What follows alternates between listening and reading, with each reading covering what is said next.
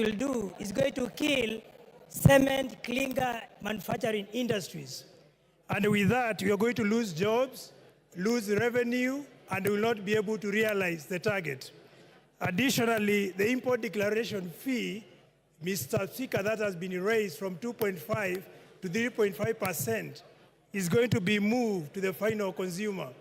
And since we import most of the items, for example, medicinal drugs, Mr. Speaker, it means hustlers and the poor patients will not be able to afford medicine. So, Mr. Speaker, what I want to say is this finance bill, we need to say no to it and possibly try to cut on taxes. Additionally, Mr. Speaker, the levy, eco levy on plastics is going to increase price on plastic packages. And in reality, that is going to affect export of flowers and make our flowers not competitive. Thank you, Mr. Speaker. Victor Koech, Chepalungu. Thank you so much, Mr. Speaker. It's unfortunate that I'm now getting 1.5 minutes, but nonetheless, I will try my best. Mr. Speaker, this particular debate is taking a totally different angle, a political angle. As to why I'm saying this is because members have now deviated from arguing from a point of facts to now dealing with political issues. As to why I'm saying so, Mr. Speaker, is the fact that now informing the House that bread is going to be taxed. While the fact is, the committee led by Kimani Kuria sought the public opinion, and on sorting on the public opinion, the committee is now dropping 16% VAT on bread. On motorcycle, Mr. Speaker, again, the committee report is saying that instead of allowing importation of motorcycles, we promote our local manufacturers so as to create job opportunities for our citizens. And in that case, Mr. Speaker, I support. Thank you so much. Jalango Langata. Order, yes, Kibagendi. What is out of order? And under what standing order are you? Thank you, Mr. Speaker. There is a stranger in the House. I've seen someone resembling Oscar Sudi in the House. There's a stranger in the House, Mr. Speaker. Order, Honorable Kibagendi. If you want to provide comic relief, that is a very poor one. Go on, Jalango. Thank you so much, Mr. Speaker.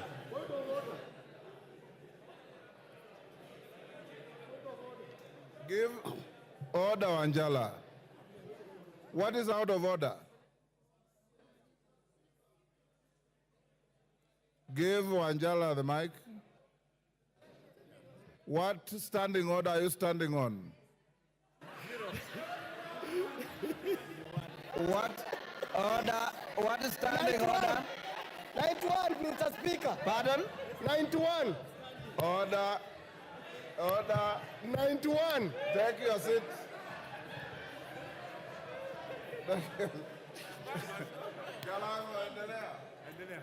Mr. Angela, Speaker. you have no point of order. Take your seat.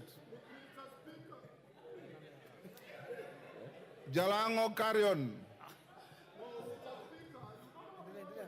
Honorable Angela, I encourage you that yesterday when you spoke, the House listened to you.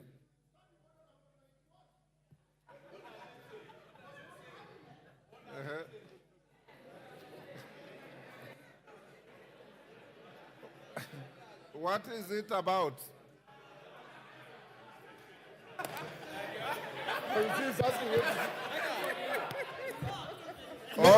Order, Angela.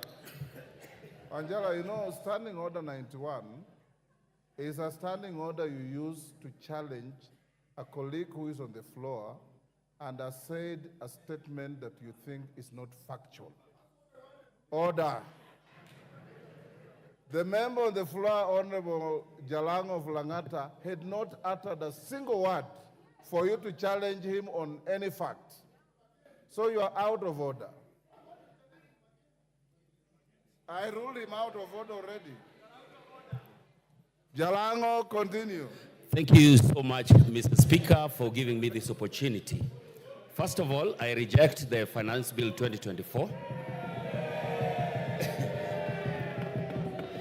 Immediately,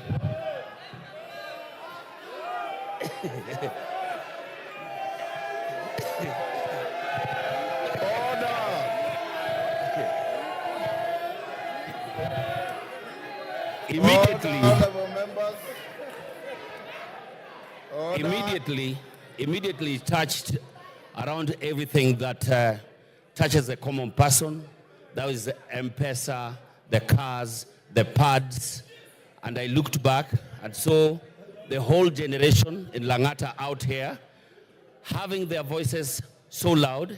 Even after the amendments, I had to make the choice that I've made today. Now, out here is the Gen Z generation, whom I talk to every day. I interact with them on Twitter, TikTok, and everywhere. When most of you will have gone back to the villages, we will be with them here in Nairobi. The question will still be there. And most of you know, I'm a friend to the president, and I spoke to him, and he knows very well that this is my stand. Thank you so much, Mr. Speaker.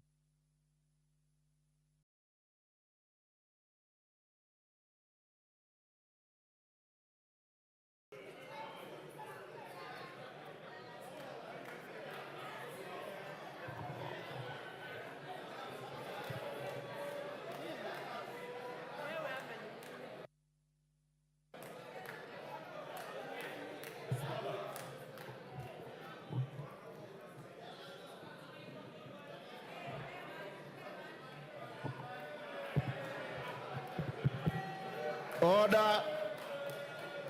Honorable Katana. Honorable Katana. You are being grossly disorderly. Please exercise some decorum, not just you, everybody else that is either cheering or jeering. We want to have an orderly end to this. Member for Kuresoi. Thank you, Mr. Speaker, for giving me this opportunity to give my voice on this important bill. I've been waiting for it since morning. From the onset, Mr. Speaker, I want to say that I support the bill 2024-2025. I'm supporting the bill, Mr. Speaker, because of a number of reasons. One of the reasons is the increase in CTF is the increase in CTF by around 50 million. This CTF, Mr. Speaker, is a fund which touches all corners of our country. And this is a fund which has really transformed our country. Mr. Speaker, I also want to say that I support this bill because of the 50 million which has been set aside for electricity. Mr. Speaker, when I go around my constituency, Kuresoi South, people are asking me about electricity, maximization of transformers, and installation.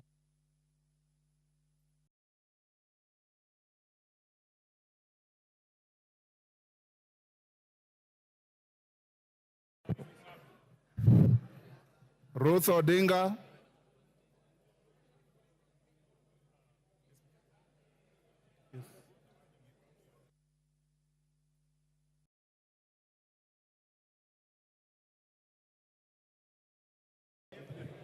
Can you give... Thank you, Mr. Speaker.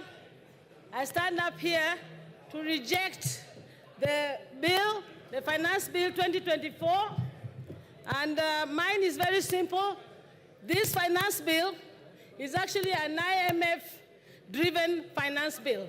One of the tenets of the IMF is to see countries that they come into to stop subsidies also to promote privatization, but the worst is for these countries to have oppression. That is the oppression of the people. And what you're seeing out here right now on the Gen Z is not only because of the fact that there's the state oppressing them, but IMF is playing a very big role in that is happening. And my good people, let me tell you, Gen Z is out, and I'm very happy. The only thing that I really agree with this finance bill is for the Gen Z to say that Baba should be left out of this mandamano. Thank you. Ruku. Thank you, Mr. Speaker. Thank you, Mr. Speaker.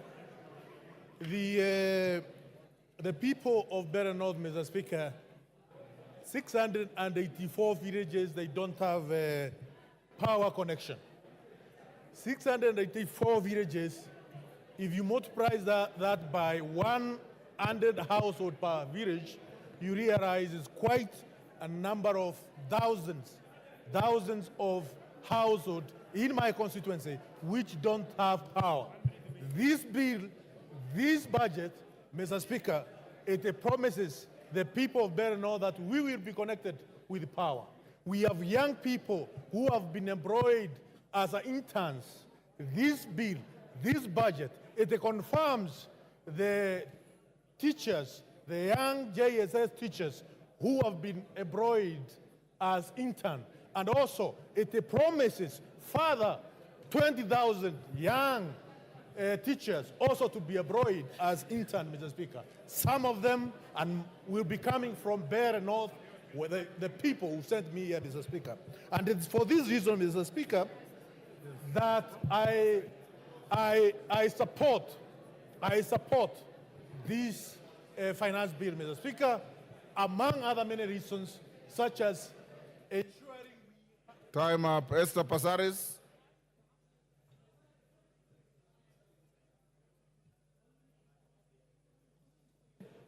Thank you, Mr. Speaker. Mr. Speaker, much as I commend the public participation that was done on the bill, and much as I commend the amendments that they have come with, I want to say that I reject, because we need to ensure that we listen to the population and what they're saying. This country right now needs to listen. We need to tighten our belts, we need to live within our means, and we need to address corruption.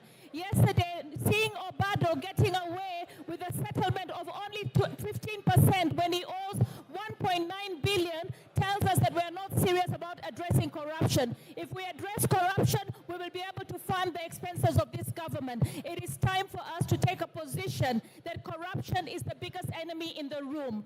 And I think I stand ashamed to know that only a house in Loresho is not 40 million. A flat in Nairobi is not 9 million. Even in the settlement, we are actually cutting deals. So we say no to corruption, and we fund and live within our means. I reject the 2014 finance bill. Thank you. Member for Nyaribari Chache.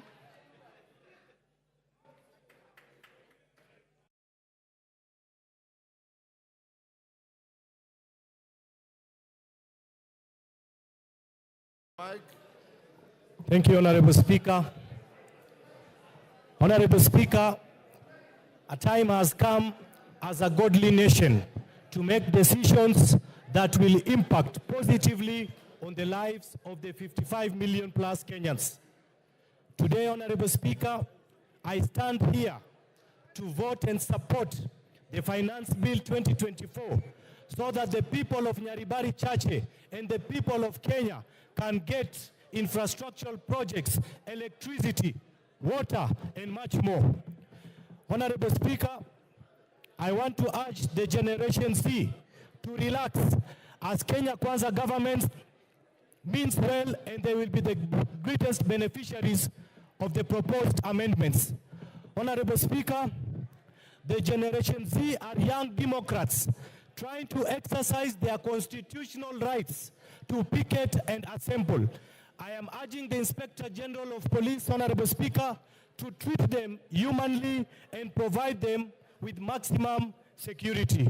Honorable Speaker, the Finance Bill 2024 proposes an export and investment promotion levy with the goal of encouraging consumers to purchase locally produced alternatives, thereby supporting domestic manufacturers. Caleb Luyali.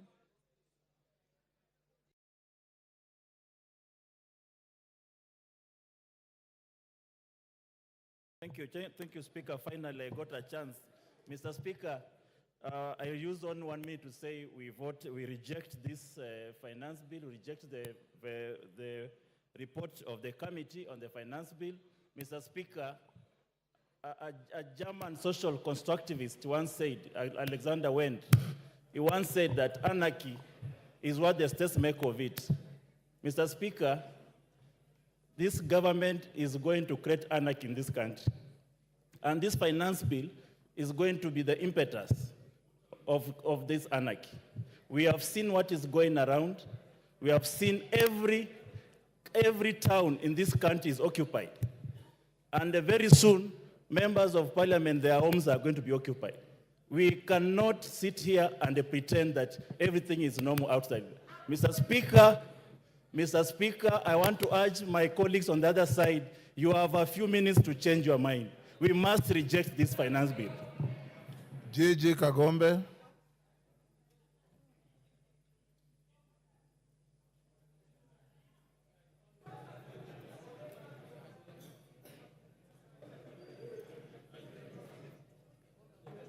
Give him the mic.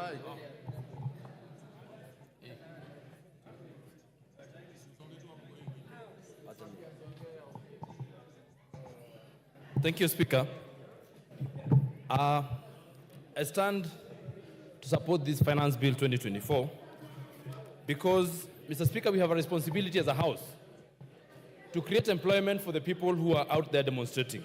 Mr. Speaker, we also have a responsibility to make sure that we give the right information to the young people of this nation. In as much as they elected us and we listen to them during public participations, we also have a responsibility to tell them the truth. Mr. Speaker, for the people who are lying in Gatondo Hospital and for the doctors who are going to treat them, I vote yes.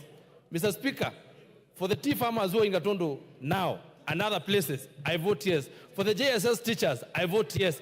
For those people who are guarding us as the police officers, I vote yes. For the members of KDF who need to be paid salaries, I vote yes. For the people that we need to create employment and to create manufacturing in this nation, we are asking that we introduce excess duty on products that are gotten from other countries so that we support our economy. Those people who are out there need jobs. In fact, those people who are being mobilized are being mobilized because they do not have jobs. We have a responsibility to create jobs for them, Mr. Speaker, and we shall not create... Thank you. Member for Kajiado East. Yes. Mai. Give him the mic. Yes. Okay. Mai, use the next mic. Thank you, Mr. Speaker, for giving me the chance to contribute on behalf of the people of Kajiado East constituency. I rise to oppose the finance bill for 2024 because the bill has excessive taxes on common wananchi. Mr. Speaker, as you can see, our economy has not improved, and we have about 16% of our population living below poverty line. And the reason is because of bad economy as well as corruption in this country. By taxing them more, I feel like it's putting a burden on wananchi, which we should be doing more to help them than hurting them. Mr. Speaker, when you also look at the fuel levy of 9 shillings, that is another burden to wananchi. I can imagine by people commuting between Kitengela and Nairobi and back and forth, paying more for transport because of the increase of the fuel levy. So, Mr. Speaker, I stand to oppose the bill because it is not friendly to common wananchi. Thank you, Mr. Speaker. Moses Kirima.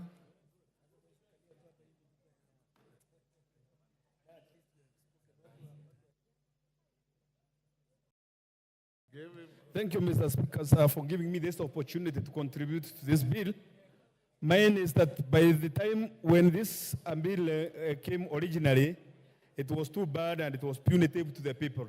And my people had instructed me that if it was to be as it was, I was meant to oppose it.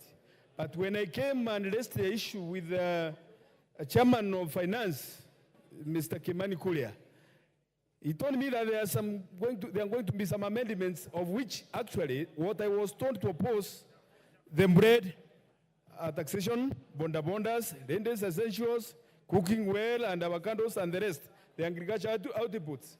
After the amendments, I don't see any reason to oppose it. So I thereby support it with amendments. But if there are no amendments, no way. Thank you, Mr. Speaker, sir. Ken Chonga.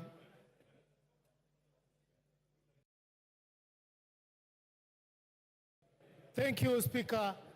From the outset, Mr. Speaker, I stand to oppose this bill. Mr. Speaker, by the mere fact that the drafters of this bill were thinking of taxing bread, milk, rubber, it means that they never had a good intention for the Kenyans. This bill is obnoxious, is diabolical, this bill is pungent and shocking to the lives of Kenyans. Mr. Speaker, I was surprised yesterday, the majority leader here said that life has gone down, that the packet of maize flour right now is trading at 100 shillings. Where in which supermarket can we go and find the one packet?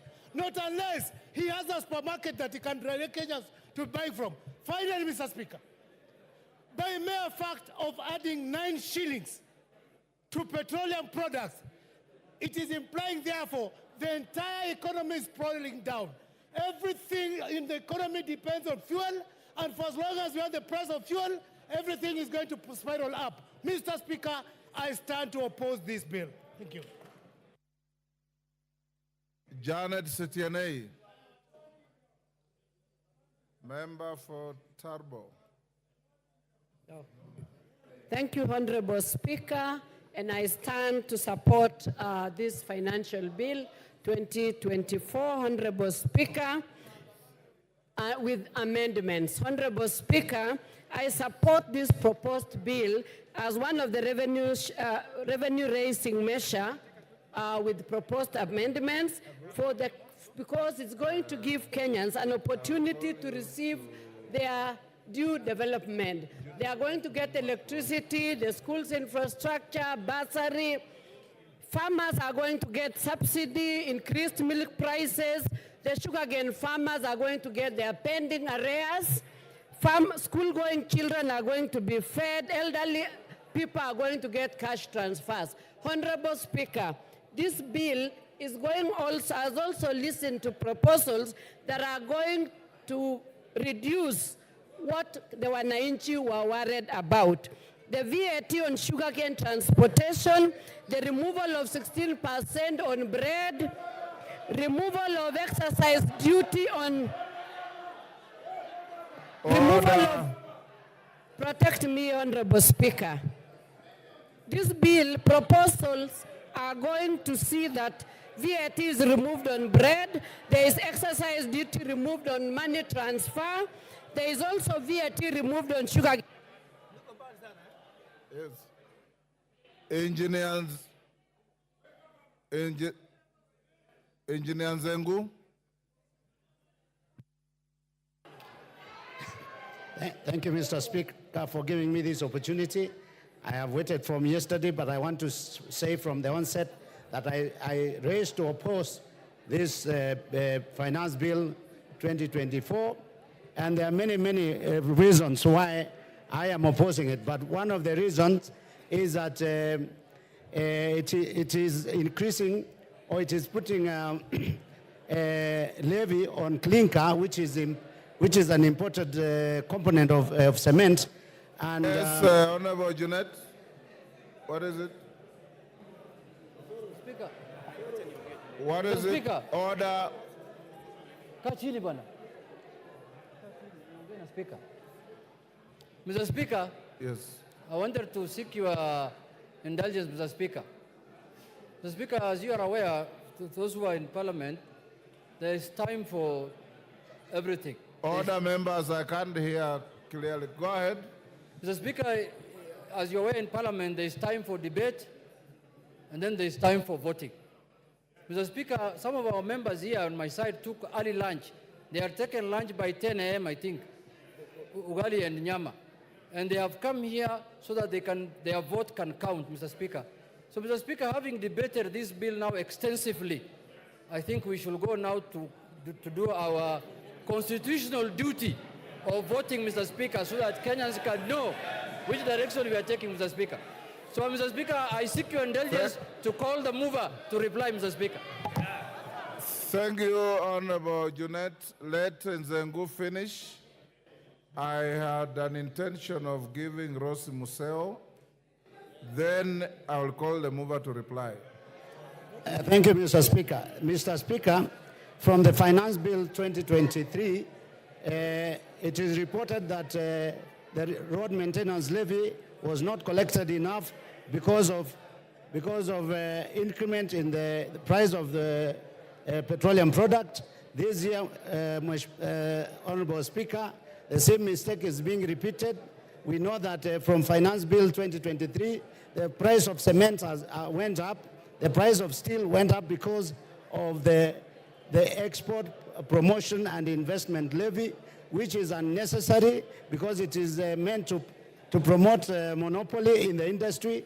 The same people that produce cement are the same people that are producing steel, and that is why the cost of construction has gone up and being a deterrent to a lot of Kenyans from constructing their houses or their property. So, Mr. Speaker, I want to say that I want to reject the proposed bill totally and as a whole. Thank you.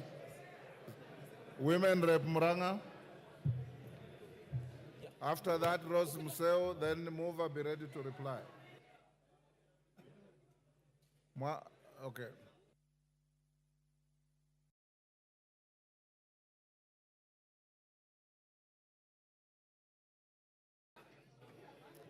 Thank you, Mr. Speaker, for giving me this opportunity. I rise to support the bill, and I will vote yes for the bill. Voting for this bill, we are voting for real issues, Mr. Speaker, not for the negative things that have been said in the media to whip emotions. Mr. Speaker, voting for this bill is voting for 6.8 billion for coffee cherry fund. Mr. Speaker, voting for this bill is voting for 46,000 JSS teachers who are in internship to be put in the payroll to be employed. Mr. Speaker, we are here to tell our brothers from the opposition that we don't need to whip emotions, and we know who are the sponsors of the ongoing Mandamano, and we revisit after the bill. Thank you, Mr. Speaker.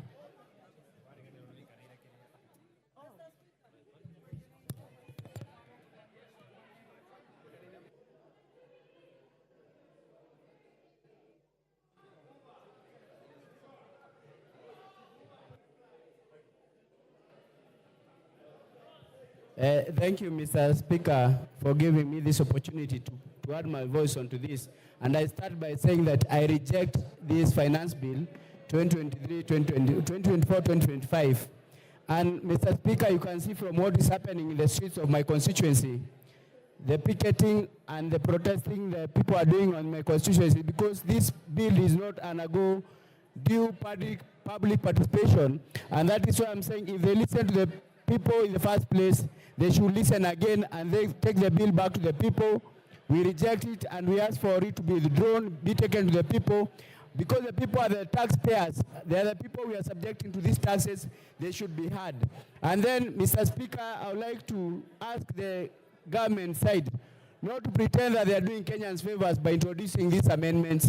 Actually, these amendments were not there in the Finance Bill 2023. It is not a favor you are doing the people of Kenya, and we are asking the people in the government to listen to the common mwananchi. I've done so, and that's why I reject this bill. I've also listened to my side of the divide of the government which is the Azimio coalition with the most professors who can never be wrong on this finance bill. And that is why I reject this finance bill. Thank you, Mr. Speaker. Asante. Asante Bwana Spika kwa nafasi hiyo umenipatia. Mimi natoa sauti yangu kupinga mswada huo wa fedha wa mwaka 2024 na 25. Kwa sababu watu wa Makueni wameniambia kabisa mswada huo hawezi kukubali jinsi ulivyo, na nasema hivyo kwamba Wakenya wametoka katika janga la corona ambalo limeweza kufanya wengi waliishiwa na biashara zao, wengine hawako kazini, na maisha ya Wakenya yamekuwa katika hali ya juu sana, na serikali haijafanya mikakati maalum ya kuweza kuboresha maisha ya wananchi wa Kenya. Tungekuwa katika nyumba hii tukiongea jinsi ambavyo tunaweza kuwasaidia Wakenya waboreshe maisha yao. Nasema hivi ya kwamba kupata pesa ambazo ni za kuweza kusaidia serikali kuendelesha mambo yao, kuna njia nyingi.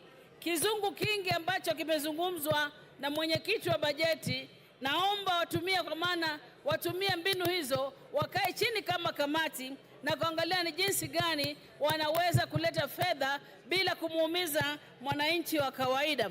Tukiangalia mambo ya soda ambayo yamezungumziwa sana, niseme ya kwamba naomba kabisa jinsi nchi zingine zinapeana soda bure,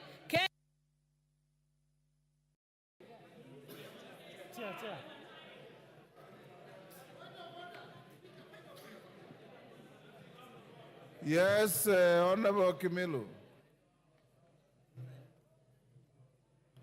Honorable Kimilu. Speaker, is it in order for you to deny me a chance to reject this finance bill?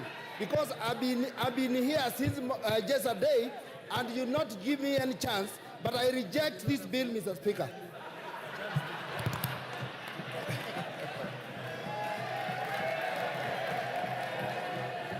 Thank you. Honorable Kimilu, order. You have rigged yourself to the Hansard.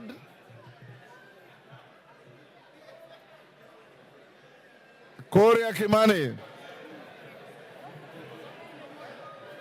Yeah. Korea Kimani.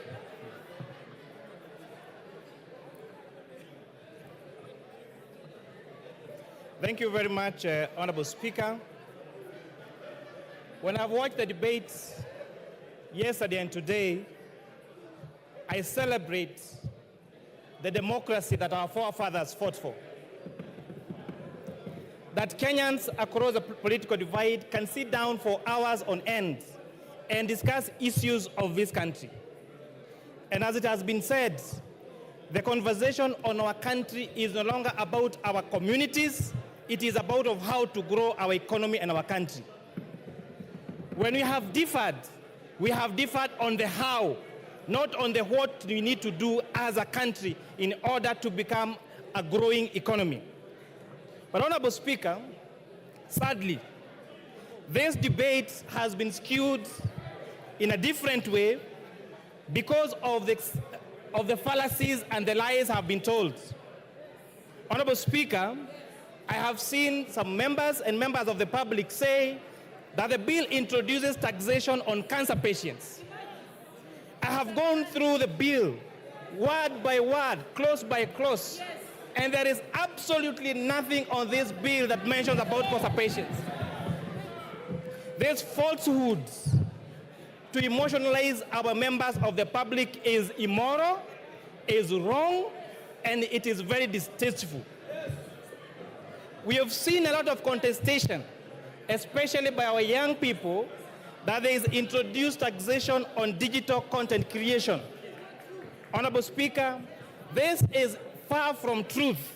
In fact, the bill proposes to exclude content creation that does not lead to money generation. The rejection of this bill will make our content creators worse off than they are in the current provisions of the law. The current provision of the Finance Act talks about content creation even when it is not monetized. the bill proposes to delete content creation that is not monetized, and that is a fact of the matter. So for our content creators, rejection of this bill means that you'll be worse off than we were last year or that we were in the moment. I've watched the debate on sanitary towels and diapers. Honorable Speaker, I grew up during napkin times when children used to be napped with napkins. And I've seen how diapers has revolutionized and modernized our women. A few years ago, Honorable Speaker, the quality of a good mother and a good wife was known by how well she washed the napkins for her children. They used to soak them at night with jik, with hot water, and tire their hands to wash them white.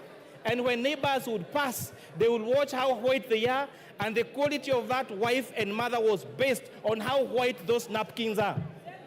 Therefore, where we are in diapers, we have greatly revolutionized and given dignity to our wives and to our mothers. What this bill proposes is to give them more dignity by making them use diapers and sanitary towels that they can be good quality, that are affordable, and we can sustain their safety. That is why we are saying that let us use our own locally manufactured products. Honorable Speaker, how much do we hate ourselves as Kenyans that we demonize our capacity to manufacture here locally? How much do we hate our young people that would rather export these jobs to India and China and not have them here in Kenya, Honorable Speaker? We have seen the government allocate resources to ensure we have free sanitary towels for our school-going children. How much do we hate us that do we hate ourselves that we want this money to go to India and China and not to our locally manufactured, and not to our local manufacturers here in Kenya, Honorable Speaker? These arguments came last year. And Honorable Speaker, this House made two, just to emphasize, two difficult decisions. One of them was imposing import duty and excise duty on imported furniture. As we speak, Honorable Speaker, that tax and policy measure has seen the furniture being used in this country, being locally manufactured and creating jobs for young people. If you go to the big furniture shops, like tiles and carpets and the others, they have all started local assembly and local manufacture of furniture. And therefore, the furniture that we are using, courtesy of the Finance Act of 2023, is what is made here locally, Honorable Speaker. Last year, we zero-rated local assembly of mobile phones. As a result, we are producing 400,000 phones every day for the external market.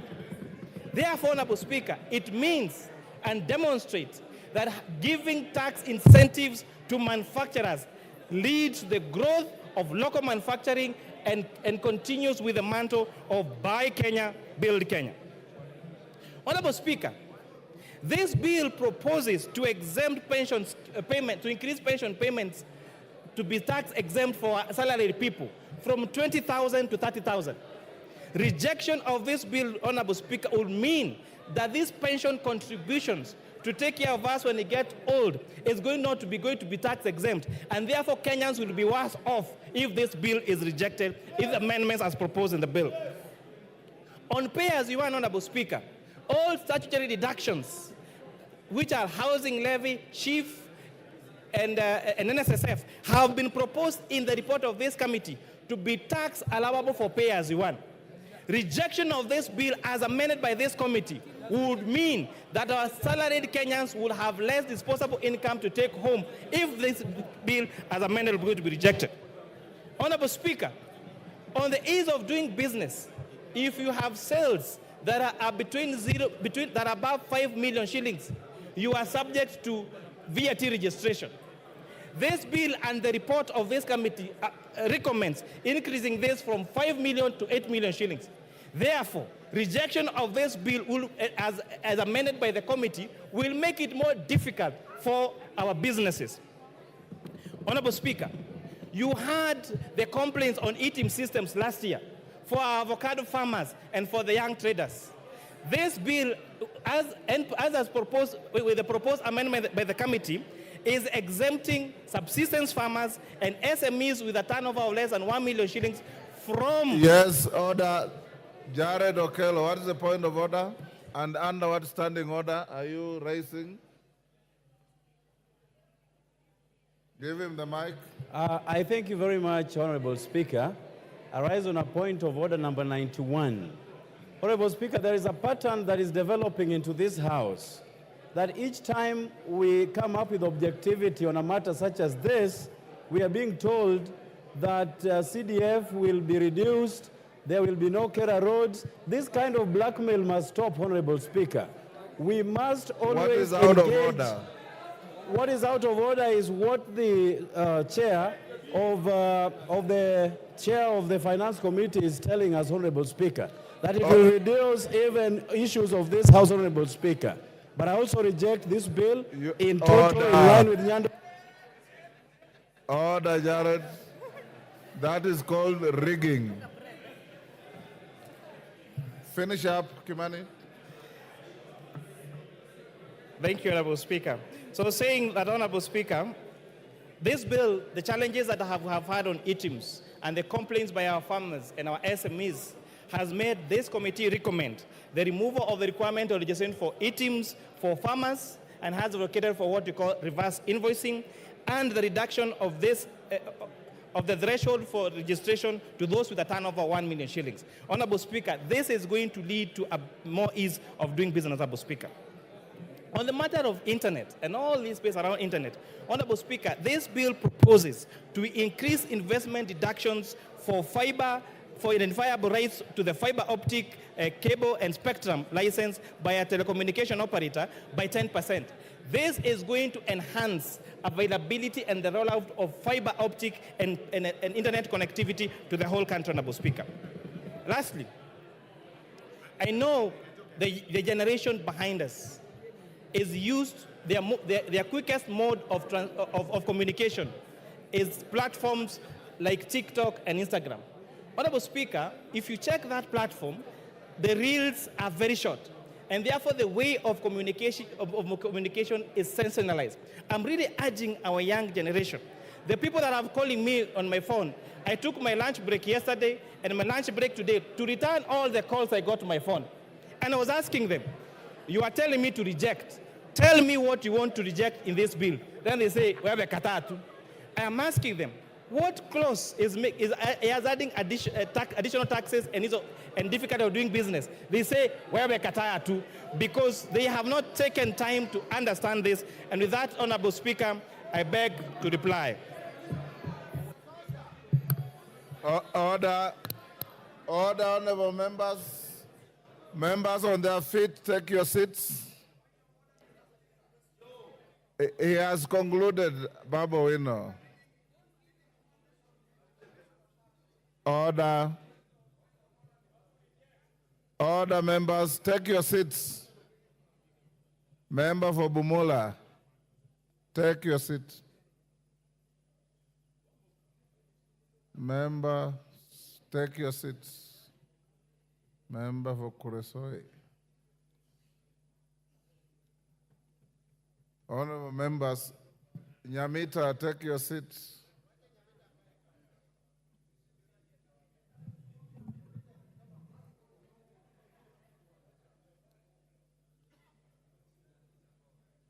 Honorable Nyamita, you can't be strolling around the house when you are being told to take your seat.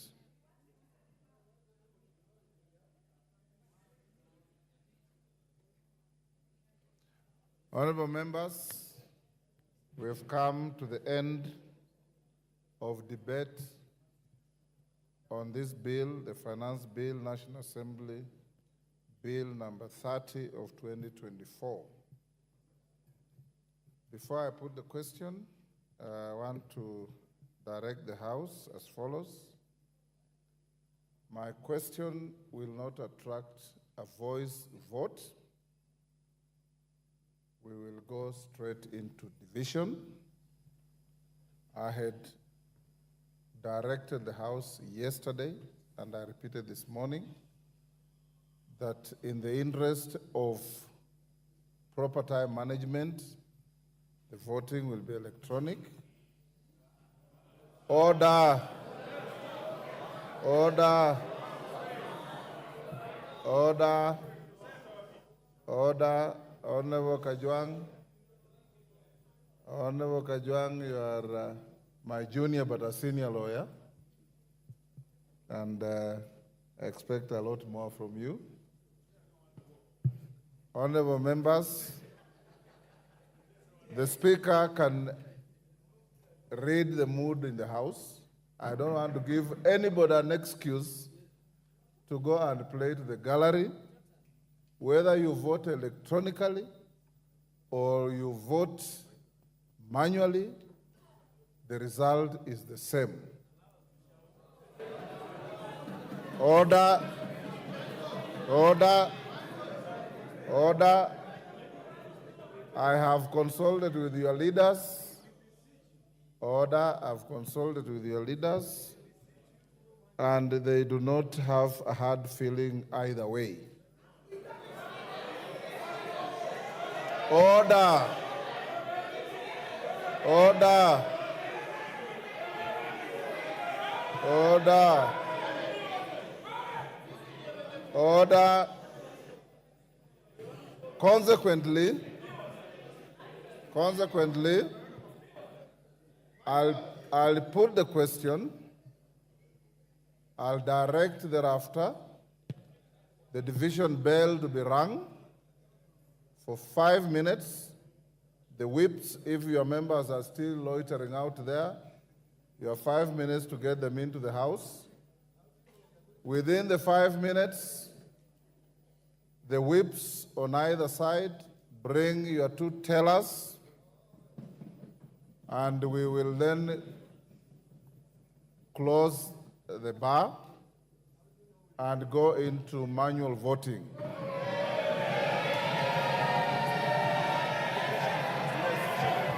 Order.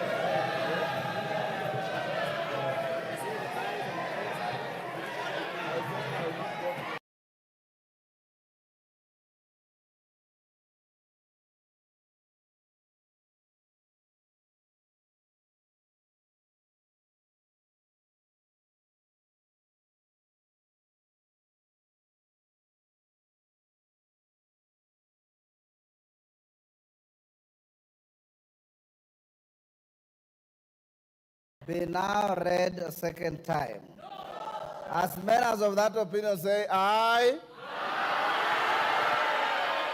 As members of the counter opinion say nay.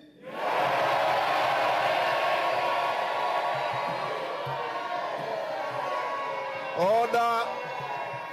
Order. Order. Order, honorable members. Order. Take your seats. Take your seats. Order, honorable members. Take your seats. You are being disorderly. Before even the Speaker announces the outcome of the voice vote, you are on your feet, claiming a division, meaning you are claiming that you have lost. All right?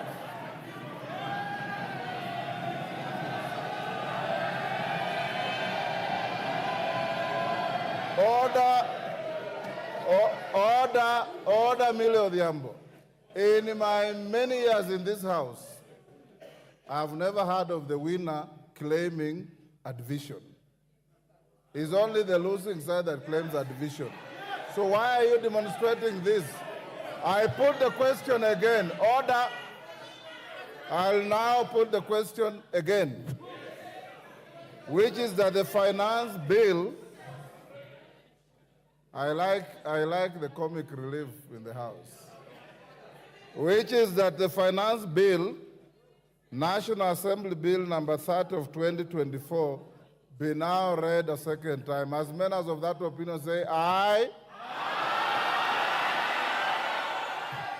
Will those of the counter opinion say nay?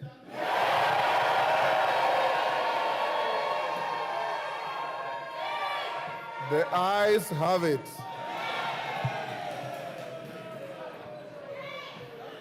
Order, take your seats. Take your seats. Take your seats. Order, honorable members. Order, take your seats. Order, take your seats. Order, Mwango, take your seat. Honorable Mwango.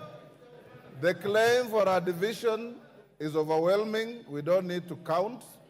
I now direct that the division bell be rung for 5 minutes.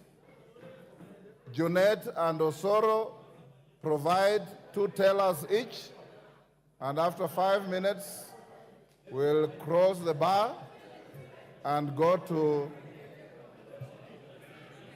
a roll call vote.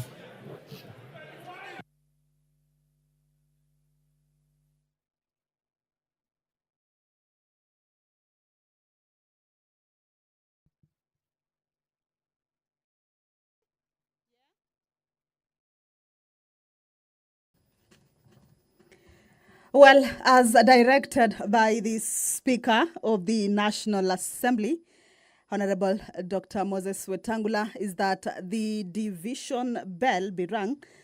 This is for 10 minutes.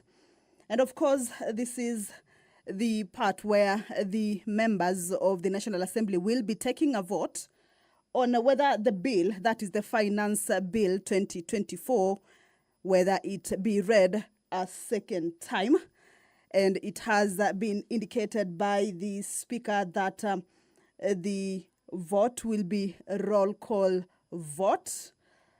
What we have just witnessed is that the members have taken a vote. That is when the Speaker indicated that those who are of that opinion that the bill be read a second time say yes, and those who are not of that opinion say no. And it was realized that the ayes had it, but of course there was a claim for division, and that is what has necessitated this particular division. By roll call means that the members will be called by name to give their opinion on the position on whether that particular bill be read a second time. Remember, this is the point that usually comes after the bill, after debate on that bill has taken place extensively and also exhaustively on the floor of the House. The finance bill debate has been on for close to 2 days, as it started on Wednesday, that is yesterday in the morning, throughout the day, and this morning, before that debate was concluded just a few minutes ago. And the next stage is for the bill to be read a second time for it to be able to proceed to the next stage. That is for consideration of the amendments at the committee of the whole House stage. Once that 5-minute division bell is over, as directed by the Speaker, the whips of the House, this means the whip from the majority side as well as the whip from the minority side, will be required to give out 2 tellers who will be standing on the dispatch area, where they will be able to guide or see the process of voting that will be taking place from either sides or from both sides. This is sort of to guard those votes that will be coming in from the members on the 2 sides.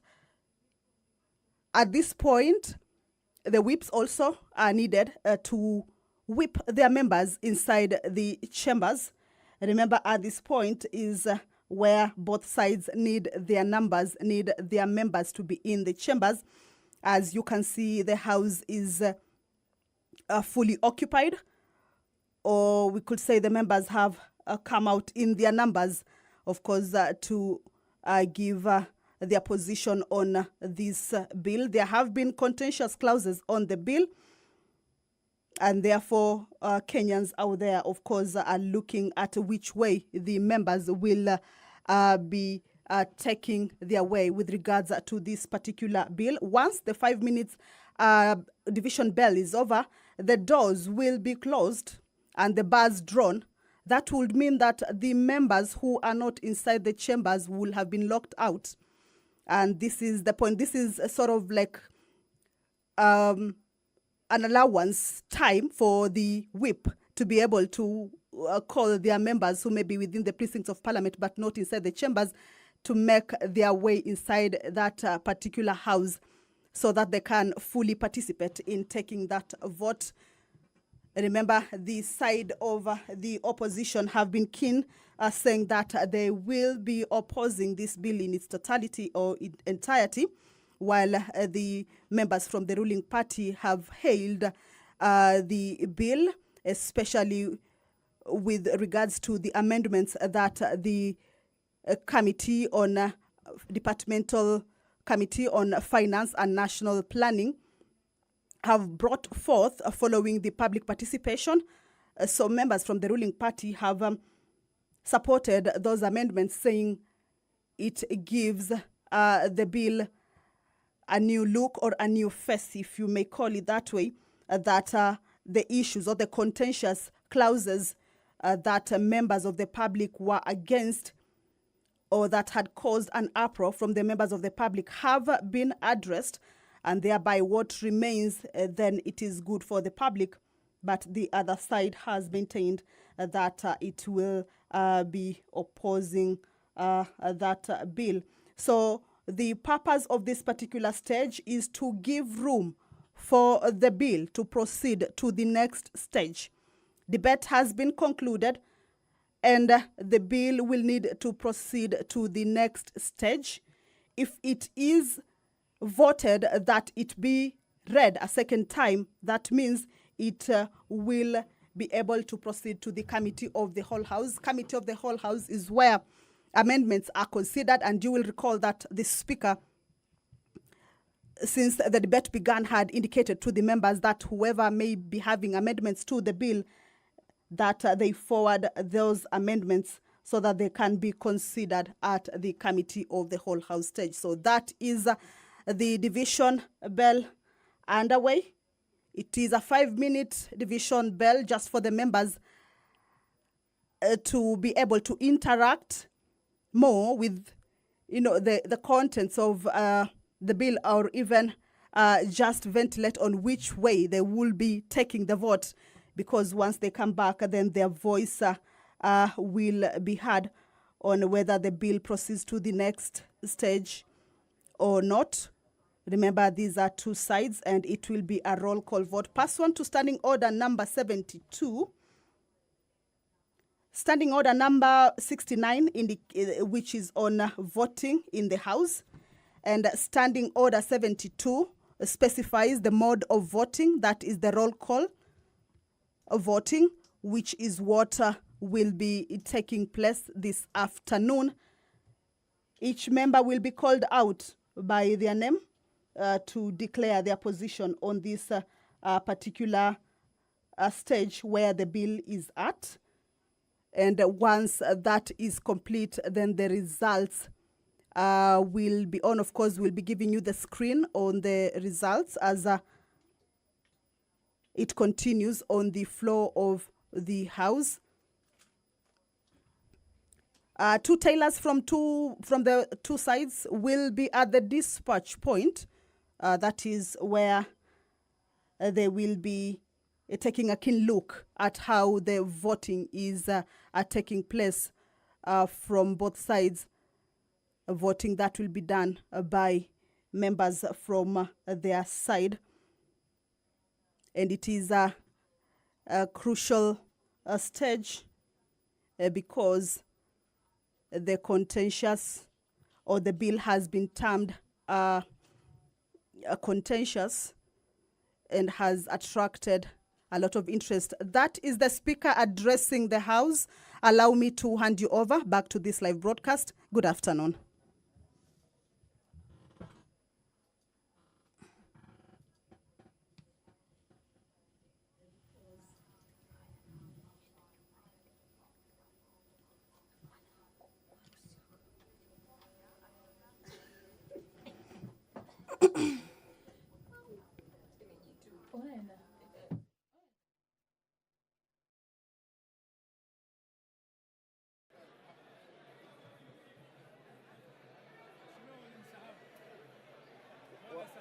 Wakubwa wenu walisema tufunge.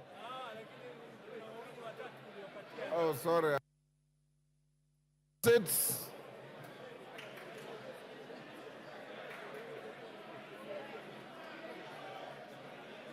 Order. Honorable members, take your seats.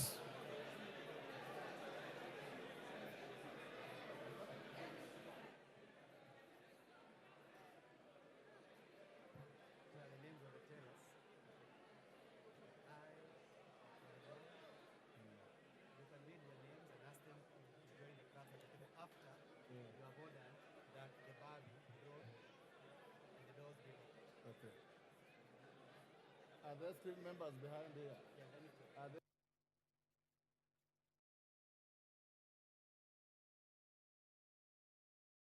members? Order. Take your seats.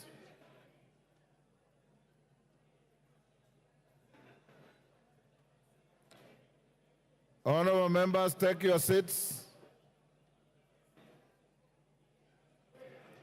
Honorable Madenge, take your seats. Take your seats.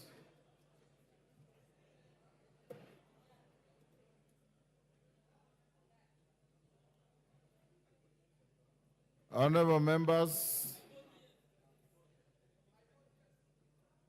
take your seats. I now order that the bars be drawn.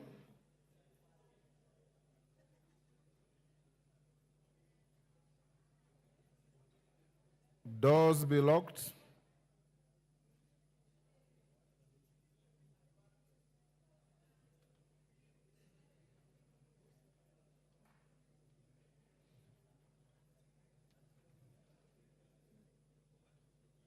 Do I put the question again before the start vote?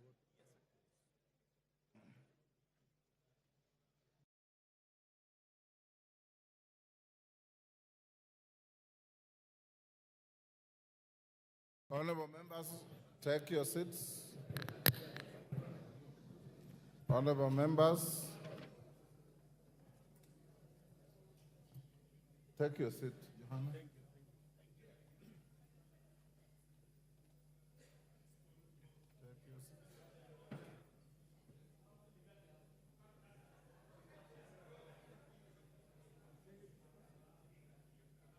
Vindikiri, take your seat.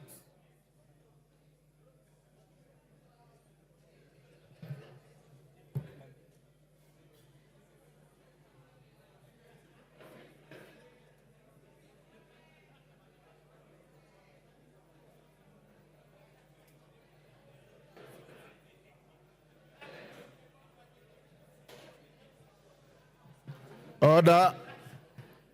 Order, honorable members. Honorable members, the following have been appointed by the whips as tellers. For the ayes: Robert Bukose MP, Eric Wamumbi MP. For the noes: Julius Mawathe MP, Jared Okello MP. The vote available to each member is ayes, which is yes, nays, which is no, and the third vote is abstention. Those of you who wish to abstain, you record your name at the clerk's desk when you are called, or when you shout that you abstain. I'll now, pardon?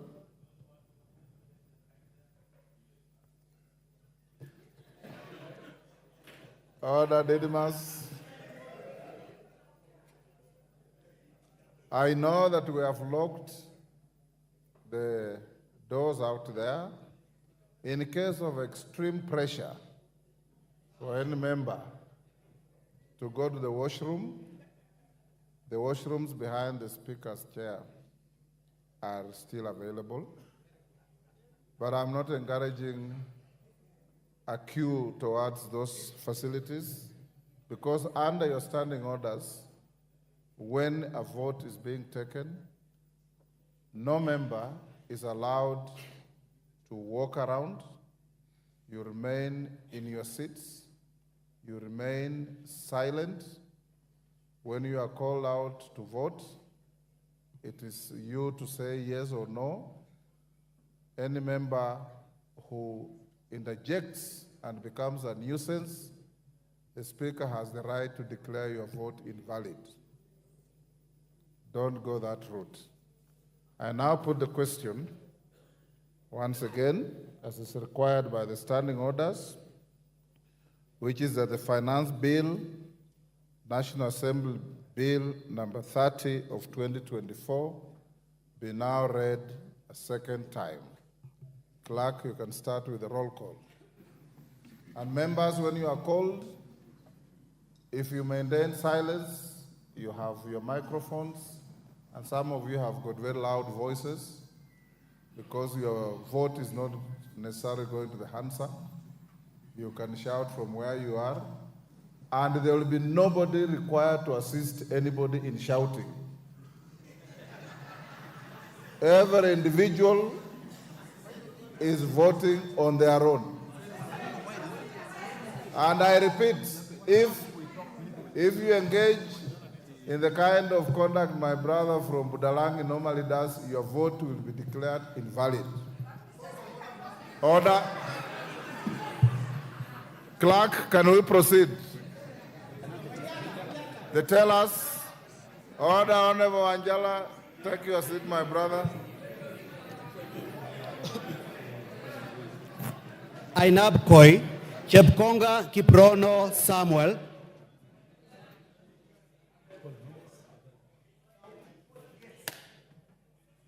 Ainamoi Langat Benjamin Kipkrui. Aldai Kitani Marian Jebet.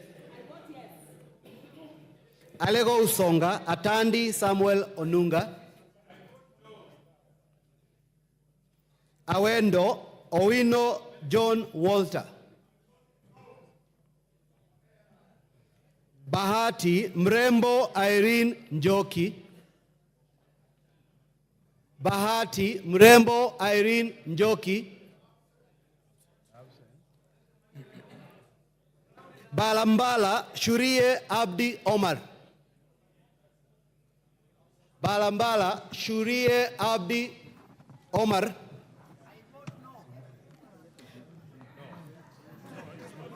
Baringo County. Order. Order. Babu Wino. Order. Honorable Babu Wino, you are grossly disorderly. You are not Shurie of Mbalambala. And you cannot do what you are doing. You are a decent young man. I don't know why you keep doing these things. Order. Honorable Tellers and the clerk, be on the lookout. A member who is called is the only one entitled to vote. And I want to encourage you, Opio and I, to counsel your members. Ichungwa, counsel your members. Let's not engage in disgraceful behavior.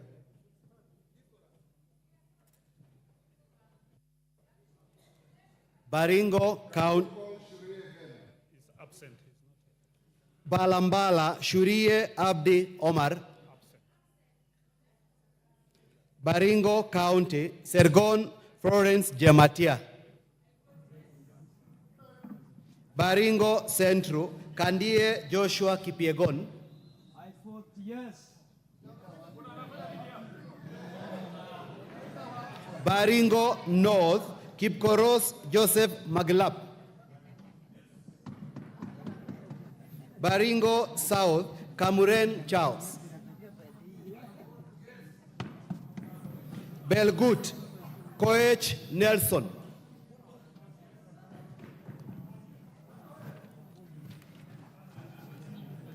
Bobasi, Momanyi Innocent Obiri.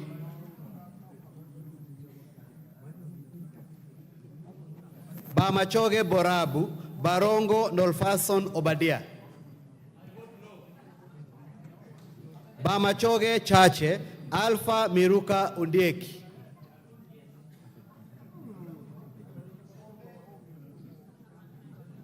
Bomet County, Bomet County, Lynette Chepkoril.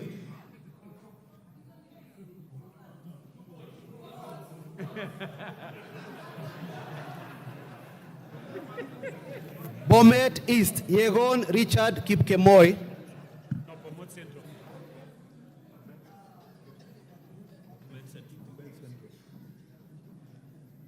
Bomet Central, Kilel Richard Cheruyot.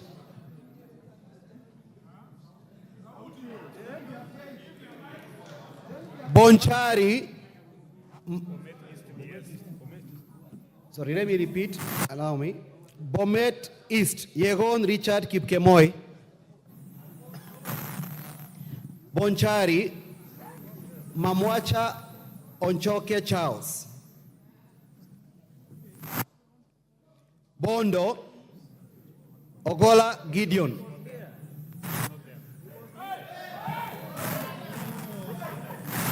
Bondo, Ogola Gideon Ochanda. Borabu. Order members. No cheering. There's no vote that attracts any cheering. Remain silent. Borabu Osero Patrick Kibagendi. Budalangi Wanjala Rafael Sauti Bita. Bumula Wamboka Nelson Jack. Bungoma County Wabilianga Catherine Nanjala. Bura Yakub Ado Kuno. Bura Yakub Ado Kuno. Bureti Komingoi Kibet Kirui. Busia County Omanyo Catherine Nahambi. Butere Mwale Nicholas Tindi. Butula Oyula Joseph. Buuri Muruidhania Rindikiri Mugambi. Centro Imenti Kirima Moses Ngochine. Changamwe Shimbwa Omar Mwinyi. Shebalungu Koech Victor Kipngetich. Cherangani Barasa Patrick Simiu. Chesumei Diego Paul Kibichi. Chuka Iganga Ngombe Ntwega Patrick Munene. Dadab Farah Maalim. Dagoretti North Elachi Beatrice. Dagoretti South Waweru John Kiarie. Eldama Ravine Sirma. Order clerk, order Honorable Junet. In the course of voting, the House does not entertain anything else. No points of order, no moving around. The tellers and the clerks are not complaining. They are okay. So, order, honorable members. Order. You have given these 4 honorable members a responsibility to guard, to oversee, to protect your vote. Trust them. Any member who has a stress in his voice or her voice that needs a mic, is a portable mic, but continue the way you are doing. Eldama Ravine Sirma Musa Cherutich. Eldas Kinan Adan Welie. Elgeo Marakwet Jepto Ngerechei Caroline. Embakasi Central Gadiro Majadong Benjamin. Embakasi Central Gadiro Majadong Benjamin. Embakasi East, Babu Owino Ongili. Babu Owino Ongili.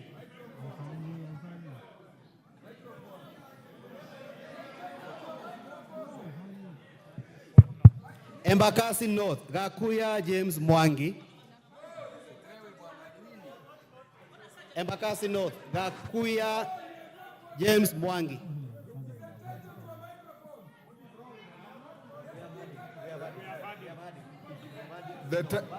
Order, the tellers say they have had you vote no. So why do you want the microphone again?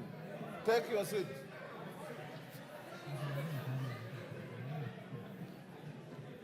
Embakasi North, Gakuya James Mwangi. Embakasi South, Mawathe Julius Musili. On behalf of Embakasi South people, I vote no. Embakasi West, Mwenje Mark Samuel Mureithi. Embu County, Double N Pamela Njoki. Mgwen, Lelmegit Joses Kipto. Emuhaya, Omboko Milemba. Emurwa Dikir, Johanna Ngeno. Endebes, Pukose Robert. Yes. Fafi Yakub Farah Sala. Fafi Yakub Sara. Yes, 14 years. Funyula Oundo Wilberforce Jambo. Galole Hiribaye Said Buya.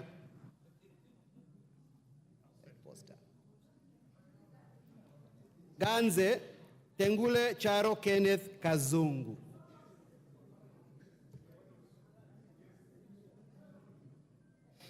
Garissa County, Siad Udgon Amina.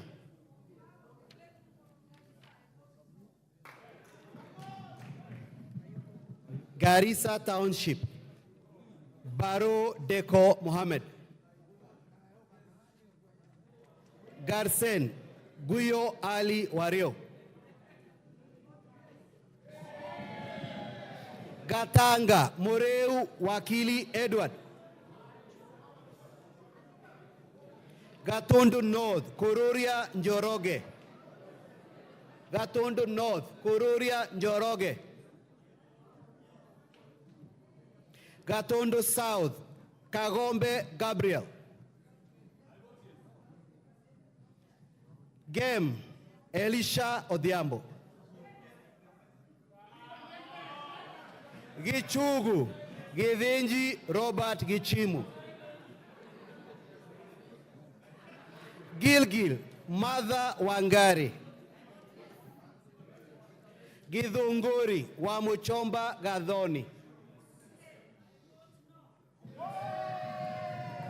Hamisi, Gimose Charles Gumini. Yes. Where is he? Hamisi, Gimose Charles Gumini. Homa Bay County, Bensuda Osogo Atieno.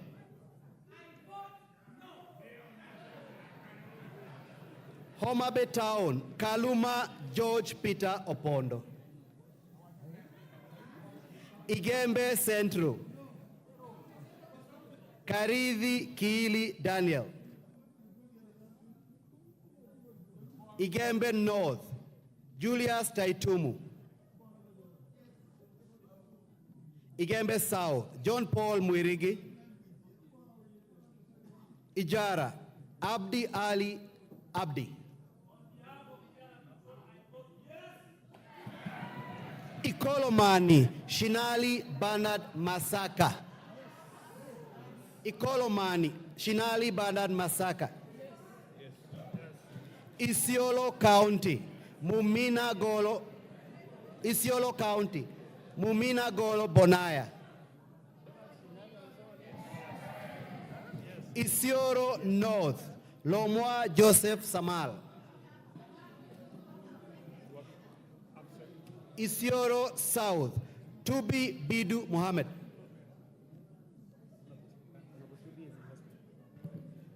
Honorable members, your colleague, Honorable 2B of Isolo South, is recuperating in Nairobi Hospital. I talked to him this afternoon. Let's pray for him.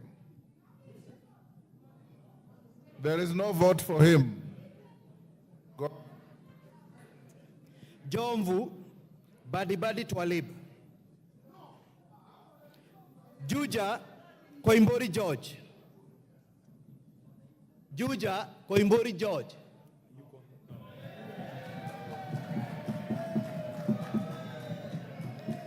Kabete Wamashukuru James. Kabete Wamashukuru James.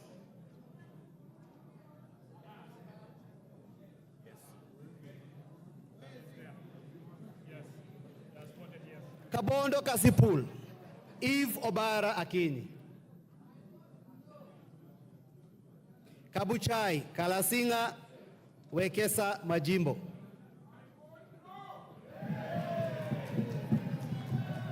Kacheliba Titus Lote.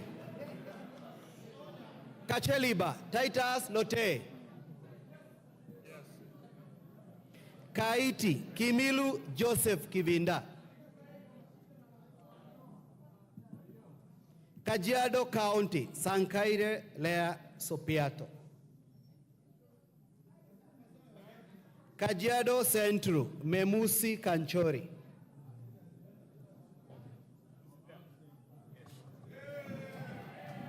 Kajiado East, Kakuta Maimai. Kajiado North, Onesmus Gogoyo. Kajiado South, Sakimba Parashina Samuel.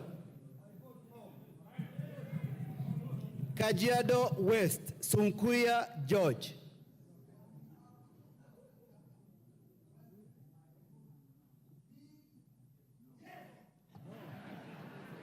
Kakamega County, Elsie Muhanda. Kakamega County, Elsie Muhanda. Kaloleni, Katana Paul Kahindi. Kamukonji, Hassan Abdi Yusuf.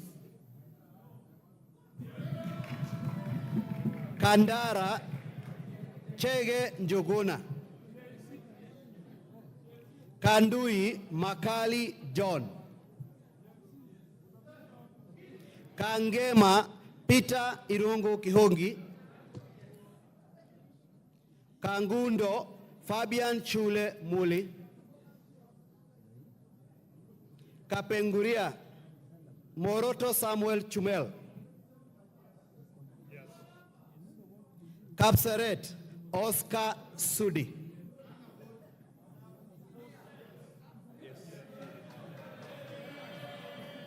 Karachuonyo, Adipo Andrew Okwome.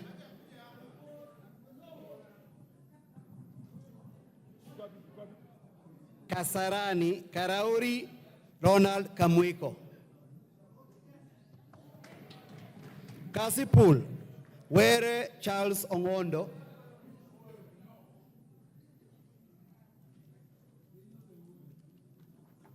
Kadiani, Robert Mbui. Keio North, Adams Kipsanai. Keio South, Gideon Kemayo.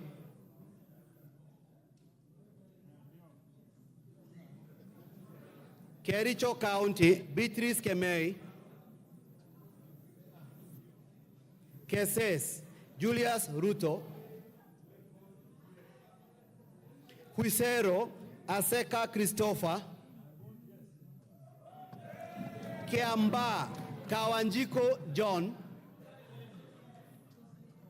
Kiambu, Waidhaka John. Kiambu County, Wamuradha Ann Wanjiku. Kibra, Peter Orero. Kibwezi East, Jessica Mbalu. Kibwezi West, Mutuse Mwengi, Kieni Wainaina Njoroge, Kigumo Joseph Munyoro, Kiharu Ndindi Nyoro, Kikuyu Anthony Kimani Ichungwa, Kilgoris Julius Sunkuli, Kilifi County Gertrude Mbeyu,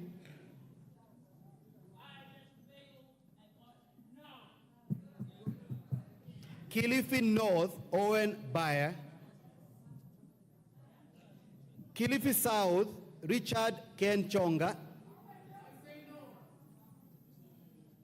Kilome Nzambia Kidwa, Kimilili Didmas Barasa Wekesa, Kiminini Kakai Bisau, Kinango Gonzi Rai, Kinangop Kwenya Dhuku, Kinangop Kwenya Dhuku, Kipipiri Wanjiku Muhea, Kipkelion East Cherorot Joseph, Kipkelion West Hillary Kiplangat Kosgei, Kirinyaga County Jane Maina, Kirinyaga County Jane Maina Njeri, Kirinyaga Central Joseph Gitari, Kisauni Benzimba Rashid Juma, Kisii County Donya Doris Aburi, Kisii County Donya Doris Aburi, Kisumu County Ruth Othiambo Busia Odinga, Kisumu Central Oron Joshua Odongo, Kisumu East Shakil Shabir,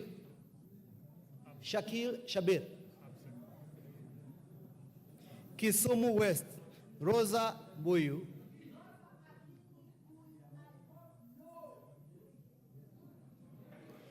Kitui County Kasalu Irene Mudhoni,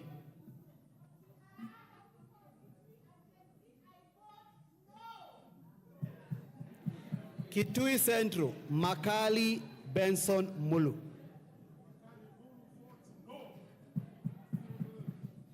Kitui East Nimrod Mbai,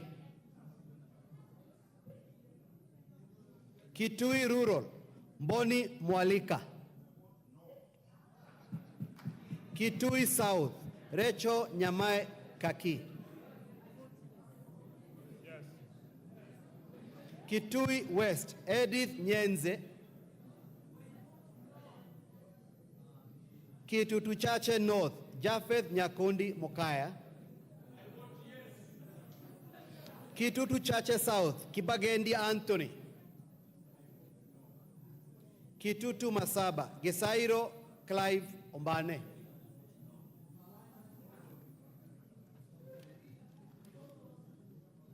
Konoin Yegon Richard,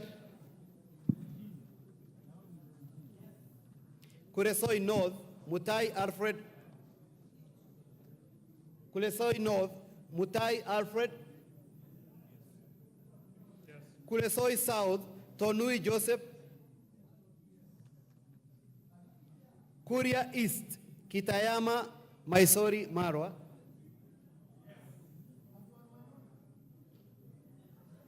Kuria West Mathias Robi,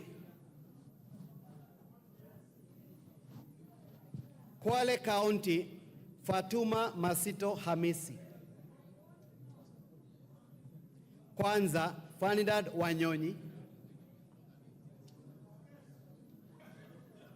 Lafe Abdurrahman Mohamed Abdi, Lafe Abdurrahman Mohamed Abdi, Lagdera, Mohammed Hussein Abdikadir. Laikipia County, Jane Kagiri. Laikipia East, Kyunjuri Festus. Laikipia North, Sarah Korere.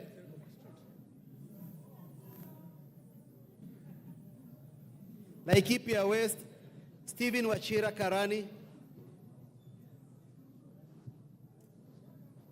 Leisamis, Joseph Lekuton. Lamu County, Modoni Marubu. Lamu East, Rueda Obo. Lamu West, Stanley Mudama. Langata, Felix Adiwol Kothe. Lari, Kahangara Joseph. Likoni, Mishi Mboko. Likuyani, Innocent Mugabe. Limuru, John Chege Kiragu. Loima, Protas Akuja.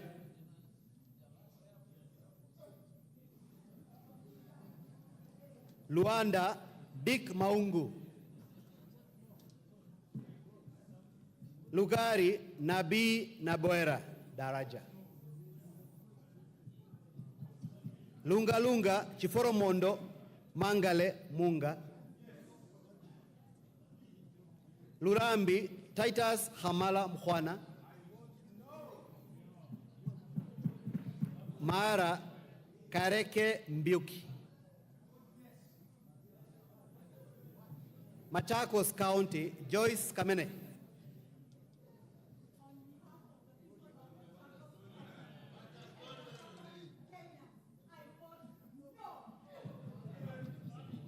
Machakos Town, Caleb Mule.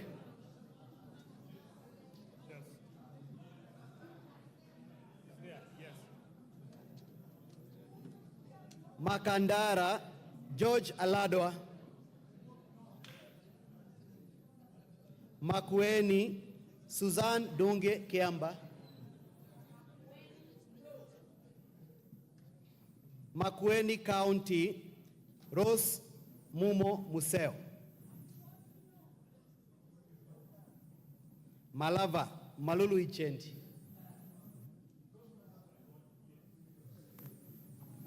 Malindi, Amina Munyanzi.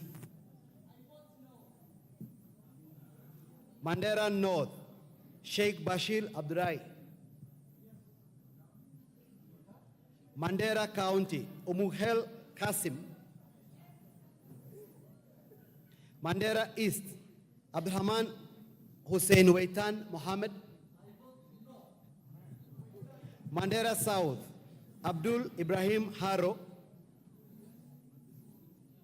Mandera West, Yusuf Adan Haji. Mandera West, Yusuf Adan Haji. Manyata, Mukunji John. Manyata, Mukunji John. Let him take again. No, let him take again. Not him again. Listen, repeat. Maragua.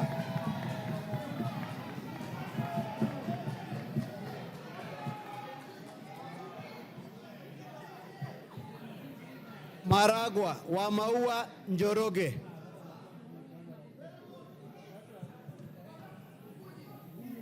Marakwet East, David Bowen. Marakwet West, Kipchumba Toroitich. Marsabit County, Naomi Wako.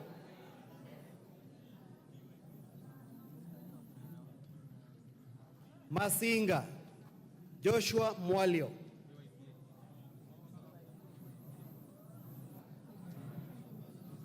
Masinga, Joshua Mwalio. Matayos, Joyfrey Odanga, Madare, Antonio Roach.